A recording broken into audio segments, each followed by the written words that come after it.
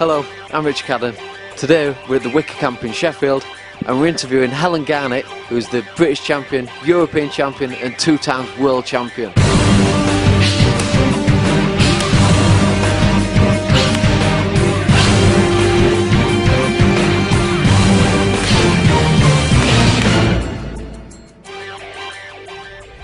So here we are at the world famous Wicker Camp. I'm here with Helene Garnett. I'm just going to ask you a few little questions. Yep, okay, Rich. So, what age did you start training Muay Thai? I was 26 when I started, which is quite you know, obviously an old age really, in a sense, for an athlete. Most people start when they're quite young. But it was something that, you know, I thought, you know, maybe try and do it as a fitness kind of thing. And obviously came down, really enjoyed it. Trained for about 2 years, and Mick said, you know, would you like to have a, you know, opportunity to fight? And I said, yeah, why not? You know, and as they say, really, basically, that's history, you know. And here I am, 10 years on.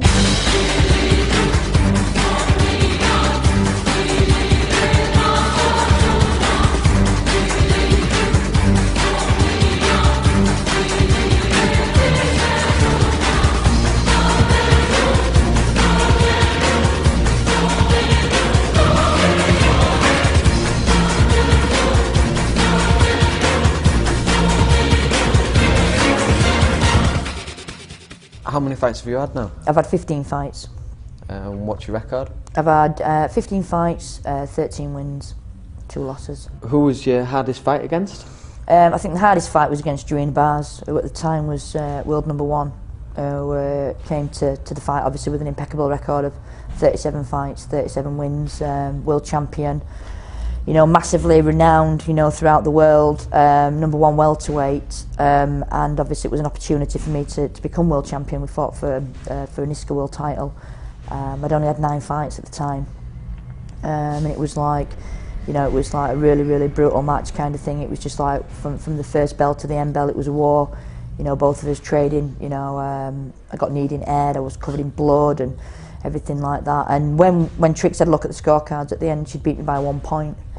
So, you know, to say of the difference in experience, you know, I think I'd done really, really well against her. So would you say that was your best performance? No, I think the best performance was in New York when I fought Natalie Fuzz.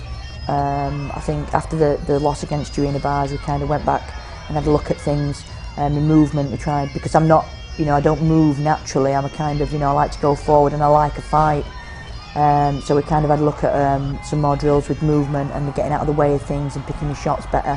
And I think that when I fought in New York, it all kind of came together. I read her really well when I fought Natalie Fuzz, moved really well, and that was like my best performance really.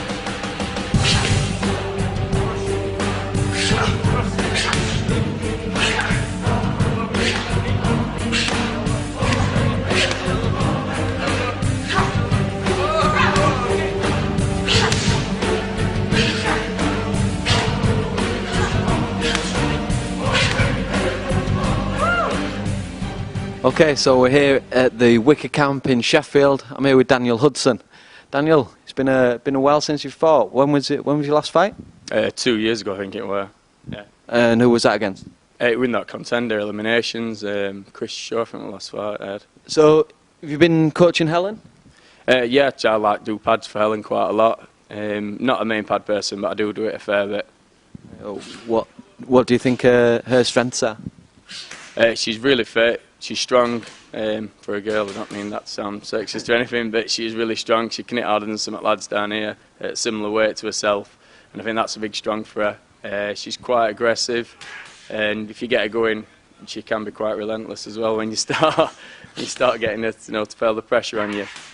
Good. So what else have you been doing with her? Do you just do the pad work, or do you spar with her as well? No, I spar with her as well. I try and apply a lot of pressure to Helen when I spar with her, just so that she gets like, you know, that like claustrophobic feeling when people are, you know, constantly pressurising you. She fights a lot of people like from European countries, and Dutch people especially are really bad for just running at you, aren't they? I think they're well noted for like just coming out really aggressive, so try and help her with that, and she handles it really well.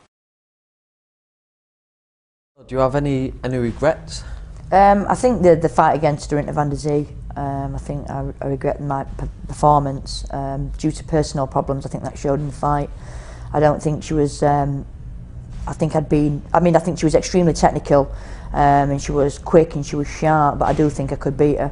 I just couldn't. I just couldn't kind of get motivated in that fight. It just seemed like I weren't really there, you know. So if I did, you know, that's the only regret really that I have. So if you could rematch any of your past opponents, who would you like to fight again? I think it would be Rinta van der Zee, because I think I know in my heart of hearts that I can beat her. I think just on the day, it just weren't happening for me. There was nothing really that she kind of hit me with that I thought, you know, I can't cope or anything like that. I just think it was just one of them things where I lost, unfortunately.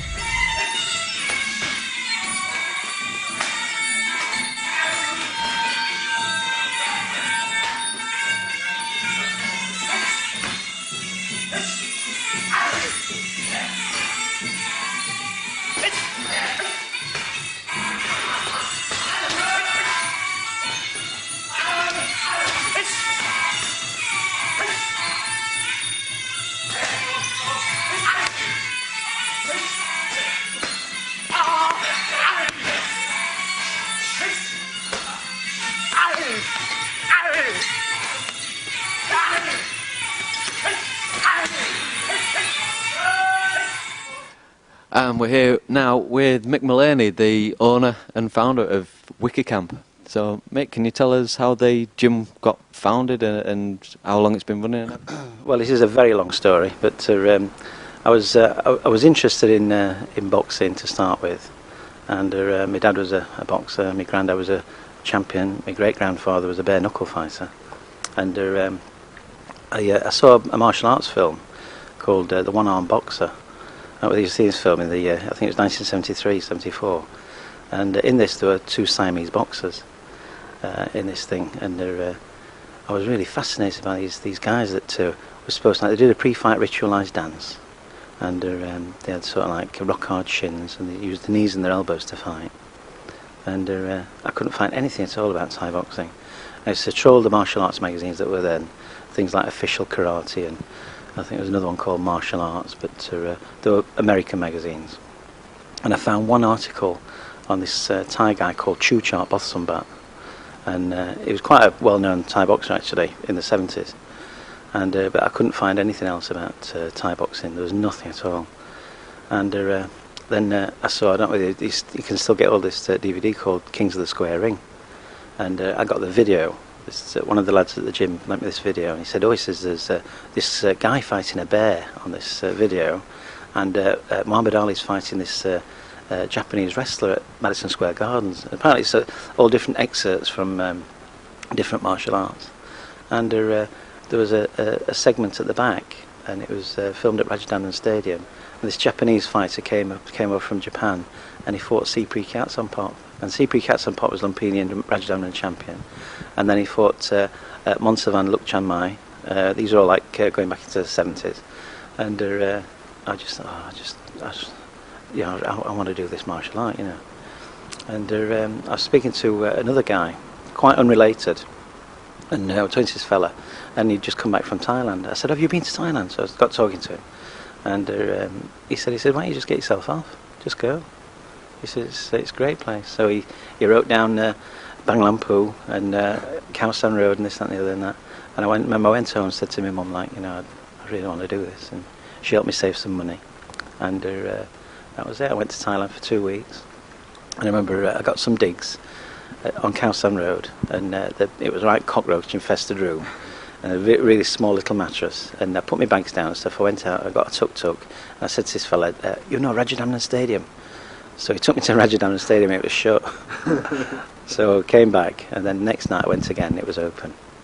And I got a ringside seat at Rajadandan Stadium, and that was it. So you know, I spoke to one guy, and he sent me on to another fella. And it was Pirate Lavilas, which was the head trainer at Sortanikun in Bangkok. And he gave me this card, he said 3:30 tomorrow. So I went there, and I trained there.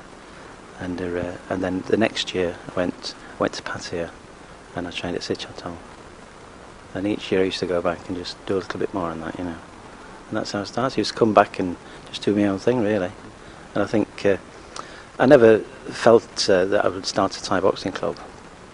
And I used to have just a group of kids used to come down. It was like a cooperative, really, the old Wicker. And we all had keys, and we used to chip in for the rent. And then I got lads that were coming in. They'd say like, "Oh, how do you do that kick? How do you do that knee?" And I'd say, "Well, you just go like that." And that's how I started teaching, really. And then I had 4 or 5 lads that used to train regularly. And they said, "Right, get a skipping rope, do this," and they all stretch together. And I used to train with them, take them on the pads. I used to spar with everybody at that time.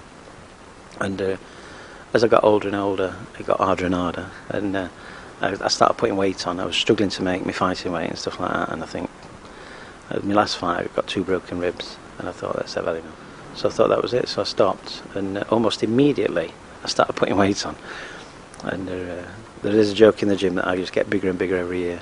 But I say to them that I'll never ask you to do anything that I've not done myself. And that's it, really, you know. So how long's the gym been going now? When was it founded? I first got interested in Thai boxing in '76, and I first went in 1977 to Thailand. And but it wasn't. That's not when I opened up and things. It was just I used to come back and I used to do my training, and people used to just copy what I was doing, really. And it wasn't like a club or anything. It was a cooperative. It was something that there was a group of people there. We had a boxer that was there. We had some people that did a bit of karate. They used to do their own thing. There was another guy that was there. He just did weight training. He'd done a bit martial arts, but he was just more into weight training. And then there was myself and stuff. I was into doing Thai boxing and stuff. So there's lots of different people that gathered there and doing their own thing, really. Moving on to Helen. So her last fight at the Octagon against the Belarusian girl, wasn't it? Yeah, that's right. The Belarusian girl. How do you think she performed in that fight? I mean, I thought she did really, really well, but I was very nervous because what I'd heard that this girl was 2 times world champion, that she'd had 38 fights, 30 wins and 26 knockouts. I don't know how true that is, but that's what I'd heard. And I was like, this girl's going to be really tough, you know. I knew she'd been in the IFMA Championship, so she'd be very experienced. And in the first round, she caught Ellen with an elbow straight away. I could see that she was really keen to throw the elbows, and she knew when to throw them. And she caught Ellen, and I think the first or second round she cut her. And she came back after, I think it was the second round, and I said, you know, we've got to try and stop this girl. And I said, pull out all the stops, Ellen, you get out there. And I said, you stop her. And she did, you know, which I was really pleased about. Good. Tough fight. What other fighters have you got at the moment? Well, we've got Thomas. It's really he's the boy in the gym at the moment. I think Thomas McCormick, and Thomas is very skillful. And then we've got James Ogden. I think he's a 78 kilo fighter, and I think he's going to really develop. But we'll see. You know, it's a long time. And then we've got Jazz Meats, of course, and Jazz Meats one of our junior lads. And I think he's just turned 16 now, so he's just come into the seniors, and I think he's going to develop as a good fighter. Hopefully, I've got my fight in Thailand in August, but we'll see. It's a great thing that someone's going to sort of like film some of the camps in the UK. I think we've got some great talent in the UK and some fantastic fighters, and you know, they need to be seen. So that's great. Cheers, Mick. Thanks for your time. Cheers. Is there anyone that you'd like to say a special thank you to? I think obviously, you know, a massive thank you to Mick and Trix for the time that they put into us. You know, obviously, and the dedication to you know, obviously making us into, you know, the fighters that we are. You know, obviously you walk in this gym with all the raw tools, and it's about what, you know, the training regime and somebody believing in you that create and mould you into the fighter that you are. You know, and I'm extremely grateful. Other than my parents are the 2 most influential people in my life, you know, and obviously my mum and dad, you know, they kind of hold me up behind the scenes, you know, especially my mum. You know, I've got a great relationship with both my parents. They're just like my friends, really. You know, they come to all my fights, even though she cries her eyes out all the way through. You know, she won't miss it front world. And then, you know, obviously there's my friends, especially my best friend Jill. Obviously, you know, she just became, you know, English champion. And I have a great rapport with her and things like that. And not only is she, you know, a really good friend in the gym, but she's also a really good friend out at gym as well, which is really important. Okay, well, thank you very much. Thank you very much for your time, Rich. And success.